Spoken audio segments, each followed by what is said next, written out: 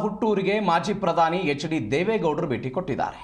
ಹರದನಹಳ್ಳಿಯ ಮನೆ ದೇವರಿಗೆ ದೇವೇಗೌಡರು ವಿಶೇಷ ಪೂಜೆಯನ್ನು ಸಲ್ಲಿಕೆ ಮಾಡಿದ್ದಾರೆ.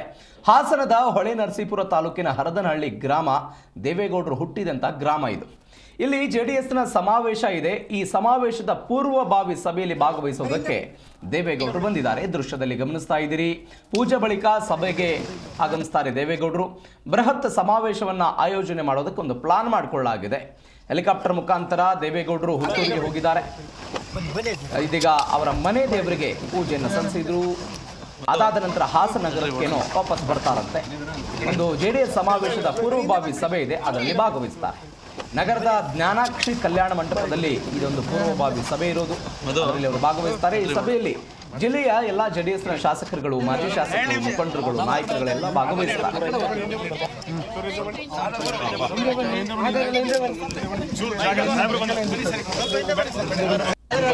ನಿಮಿಷ